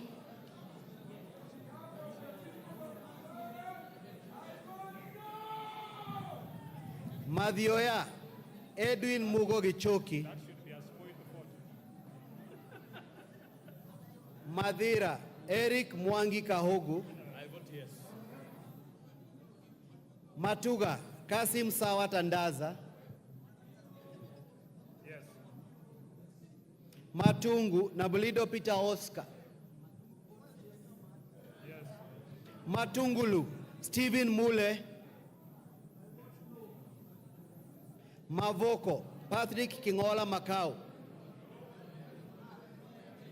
Mbere North, Geoffrey Kariuki Kiringa. Yes.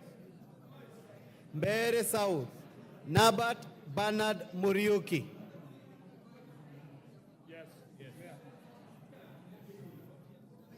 Boni, Erastus Kibasu.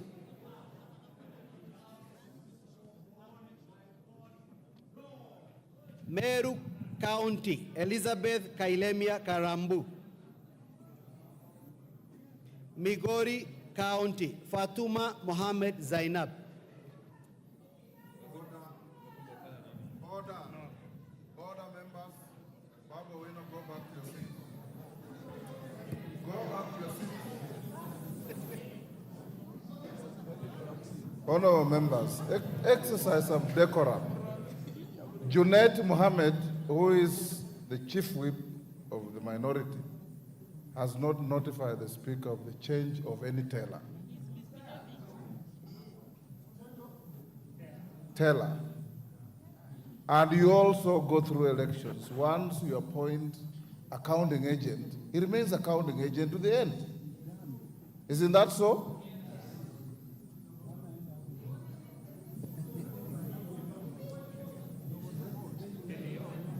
Mogotio, Kiborek Ruben. Moiben, Barto Phyllis.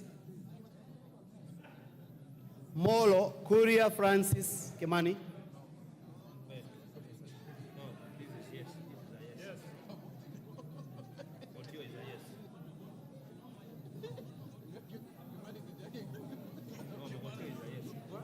Mogotio, Kiborek Ruben. It was yes. No. Yes. Kiborek. Yes, Mr. Yes. Mombasa County, Zamzam Mohammed.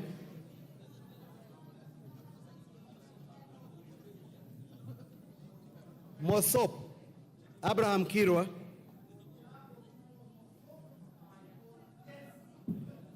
Moyale, Jaldesa Guyo.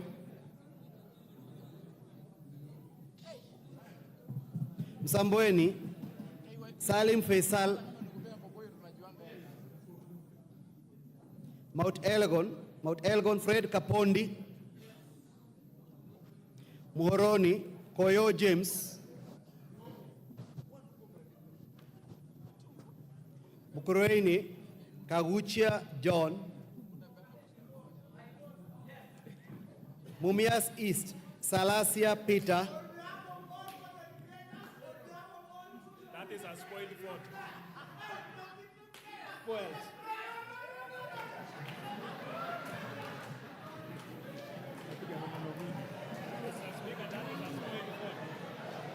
Mumias West. Order. Order. Order. Order, members. Order. Honorable Salasia, you are treated as if you have not voted. Can you vote? No theatrics. Mumias West, Johnson Naika. Murang'a County, Betty Maina Njeri.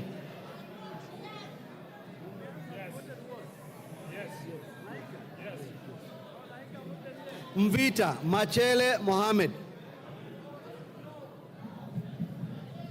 Mwala Musioka Vincent Musau. Mwatate Peter Shake. Mwea, Mary Maingi.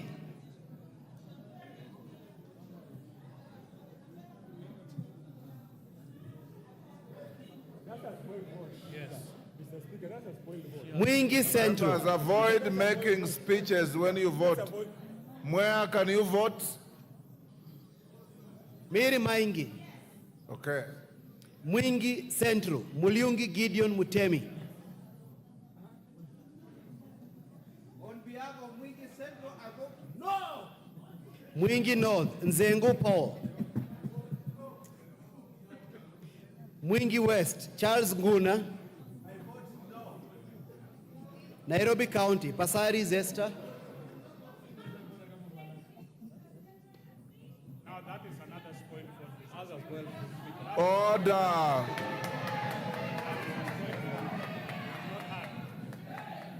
Naivasha, Jane Kihara.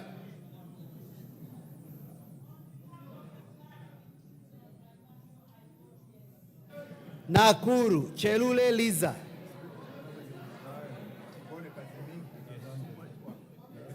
Nakuru Town East, David Gikaria.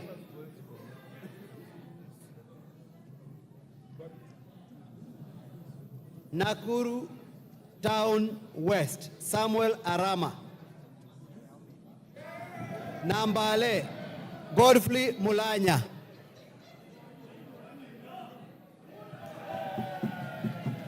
Nandi County, Cynthia Muge.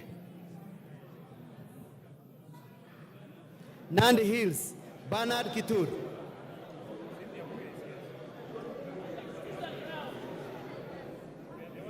Nandi County, Cynthia Muge.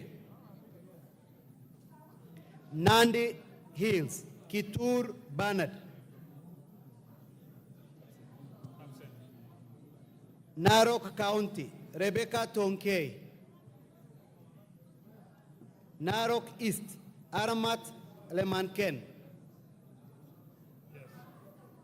Narok North, Agnes Pareyo. Narok North, Agnes Pareyo.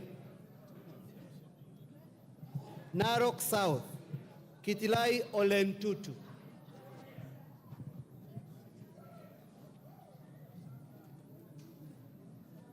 Narok West, Gabriel Tongoyo. Navajolo, Emmanuel Wangwe. Daragwa, George Gachagua. Ndiwa, Martin Peters Owino. Ndia, GK Kariuki Macharia. Njoro, Charity Kadhambi Chepkoni. Charity Kadhambi. Yes. North Hor, Guyo Ade Wario. North Imenti, Rahim Daud. North Mugirango, Joash Nyamoko. Nyakach, Aduma Joshua Owor.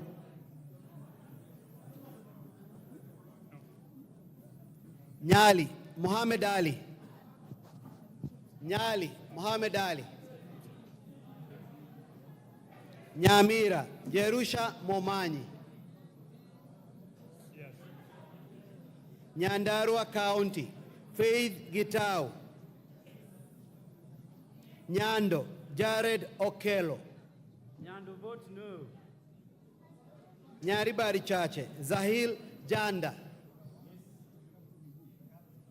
Nyaribari Masaba, Daniel Manduku. Nyatike, Tom Boya Ondege. Nyeri County, Rahab Mukami.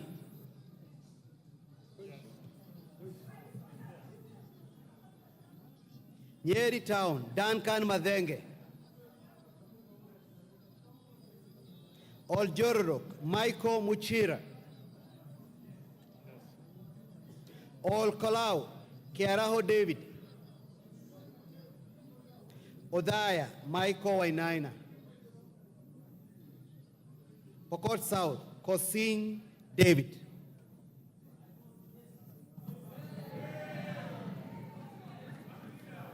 Rabbi Anthony Kenga Mupe. Rabbi Anthony Kenga Mupe.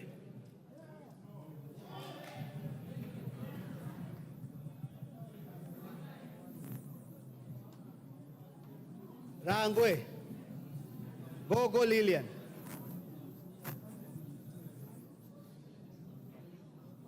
Rarieda Paul Otiende Amolo. Rongai Paul Kibet Jebor. Rongo Paul Abor. Roy Sambu Mwafrika Kamande.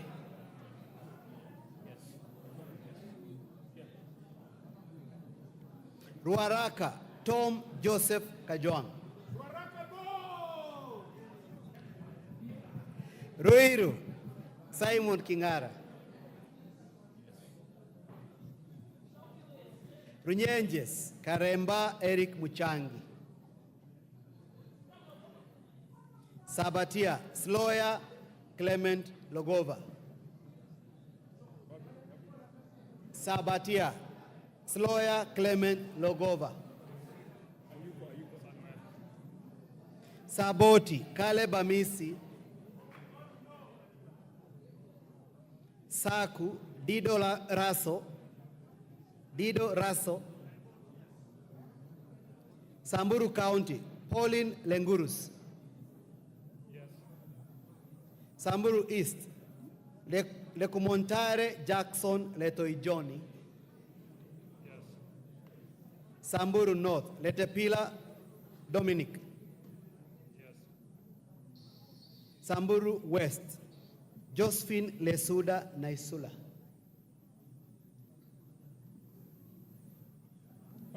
Josephine Naisula Lesuda.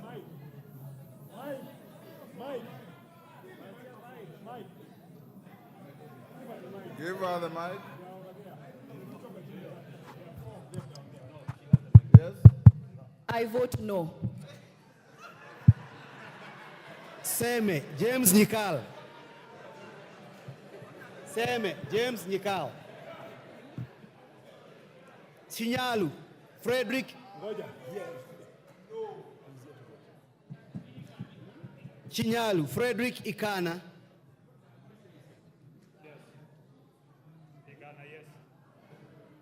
Seme Frederick, sorry. Chinyalu Frederick Ikana. Siaya County, Christine Ombaka. Sigor, Peter Rochakapong. Sigowet Soin, Justice Kemei. Sirisia, John Waluke. Sotik, Francis Sigei.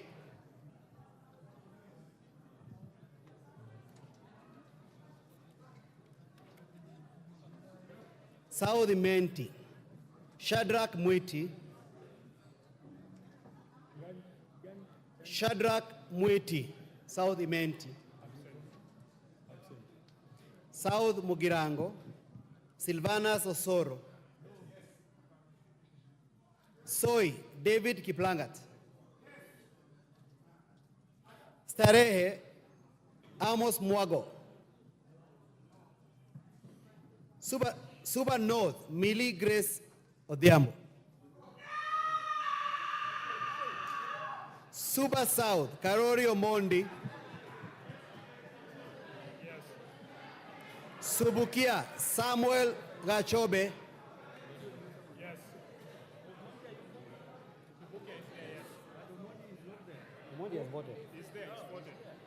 Suna East, Junet Mohammed. Suna West, Francis Masara.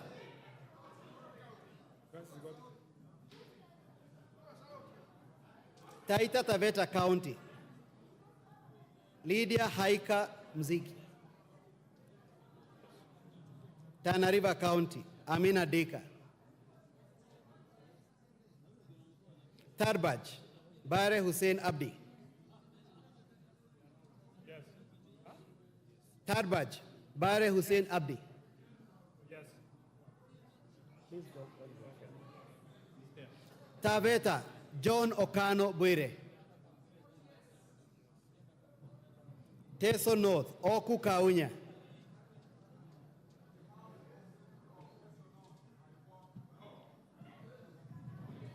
Teso South, Mary Amase.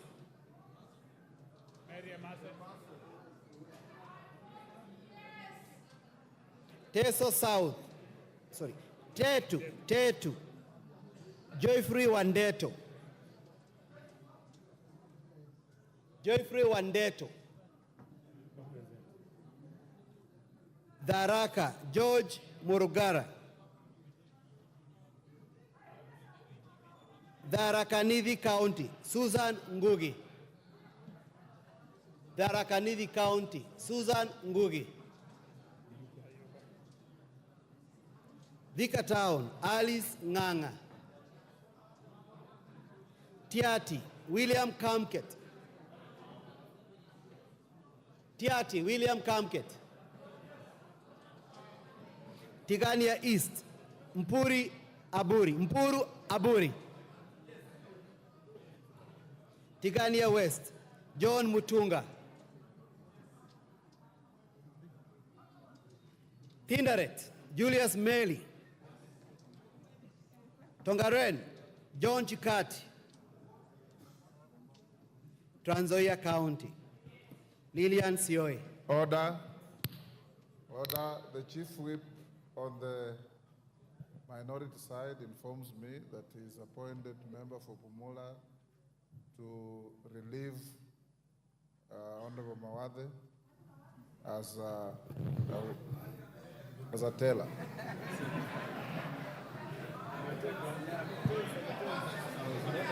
Trans Nzoia County, Lillian Sioi.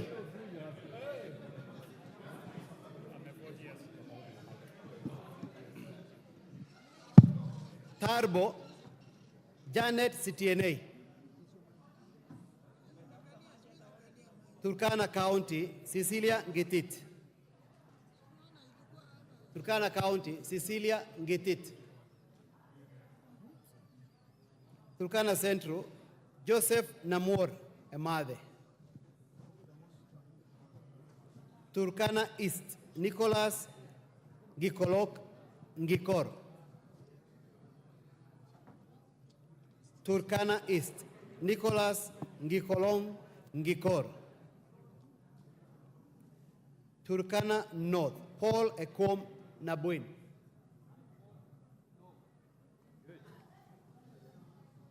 Turkana South, John Ariko.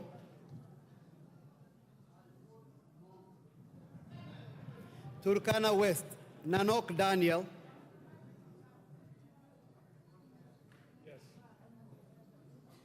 Wasinigishu County, Gladys Boss. Gladys Boss. Ugenya, David Ochieng. Ugenya, David Ochieng.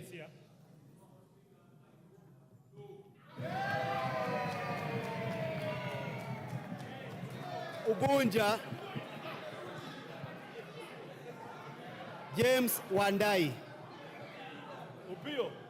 James Wandai. Oriri, Mark Nyamita.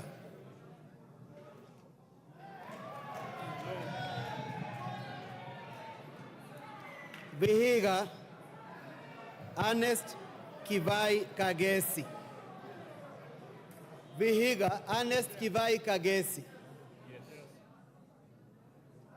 Vihiga County, Beatrice Adagala. Beatrice Adagala. Voi, Abdi Chome. Wajir County, Fatuma Jeho. Wajir County, Fatuma Jeho. Wajir East, Daud Adan Mohammed.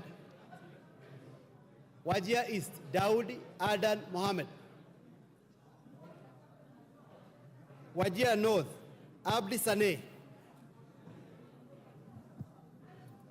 Wajir South, Ado Mohammed. Wajir South, Abdi Mohammed. Ado. Yes. Yes. Wajir West, Farah Yusuf Mohammed. No. Webuye East, Martin Pepela Wanyonyi.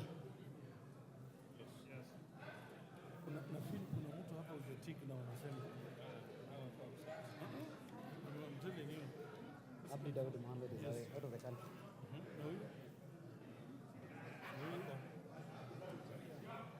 Webuye East, Daniel Wanyama. Webuye West, Daniel Wanyama. West Mugirango, Stephen Mogaka.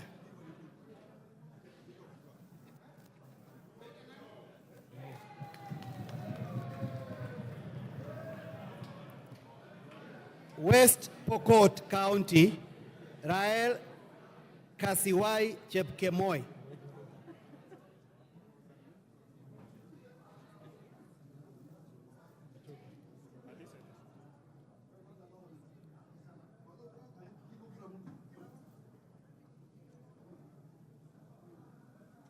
Okay, give it. West Pokot, Kasiwai Rael Chepkemoi.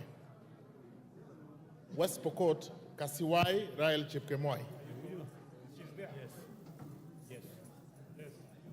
Westlands, Wetangula Timothy Wanyonyi.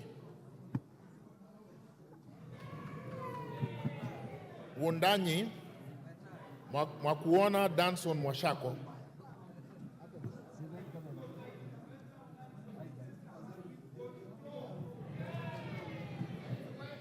Yata, Basil Robert Ngui. Yata, Basil Robert Ngui.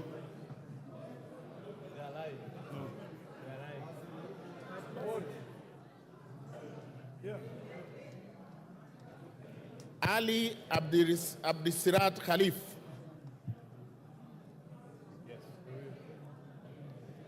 Chege Sabina Wanjiru.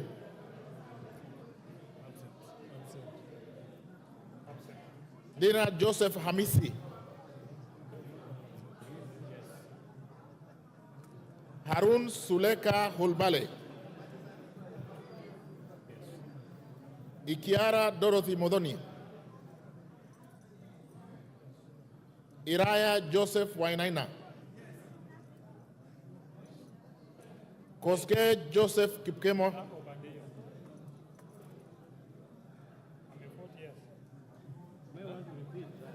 He's at the corner there.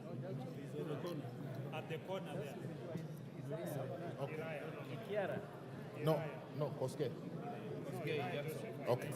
I will repeat. Koske Jackson Kipkemo. He's there. Yeah.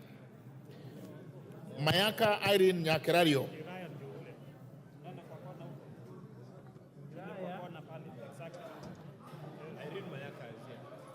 Mayaka Irene Nyakerario. Mpe mic. Vote. Abuna. Sema tu. No, give her mic.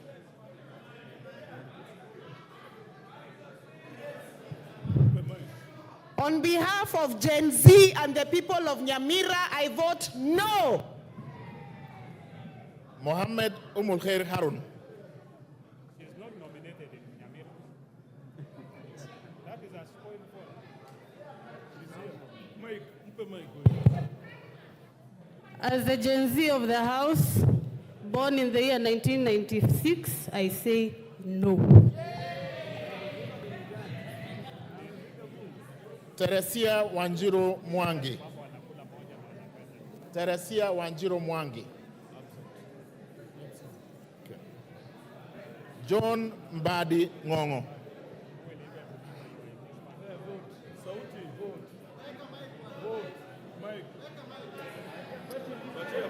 The authentic vote for Suba South is no. Talib Abubakar Ahmed. Talib Abubakar Ahmed. Yes. Okay, done.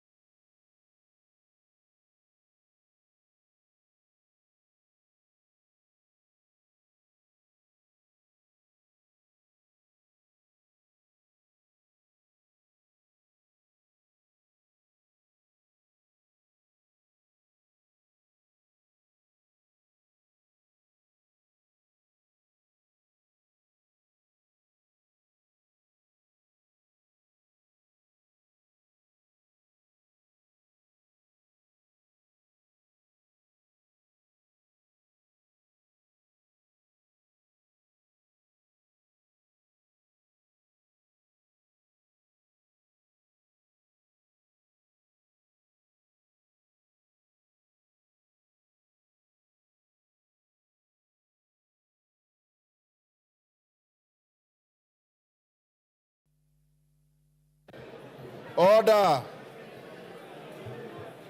Order, honorable members, order. Order, honorable members. Order. The voting is not over until the results are announced. Take your seats. Order, members, take your seats. Kawanjiku, take your seats.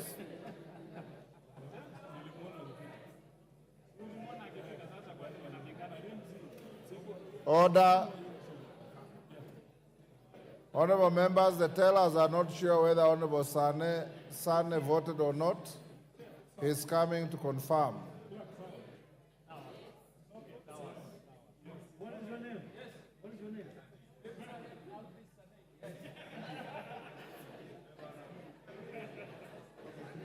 You are satisfied? Yes, sir. Yes, sir. Okay, Sane, take your seat.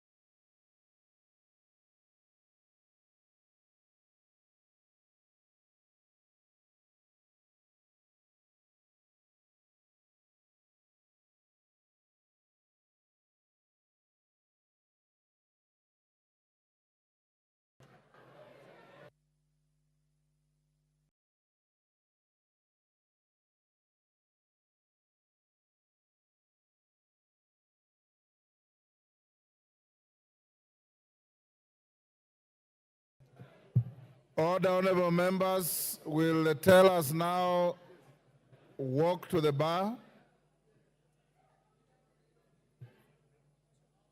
Will the tellers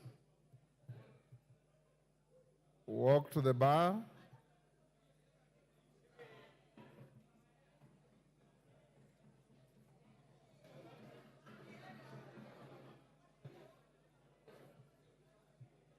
Order.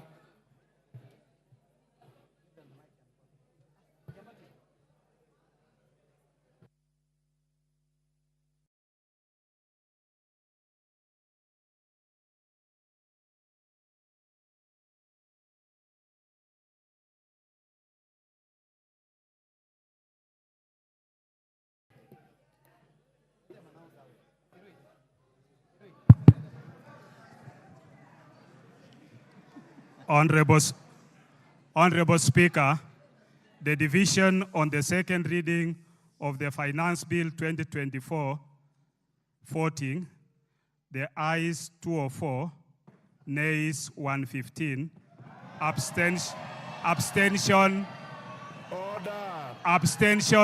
0. Haya.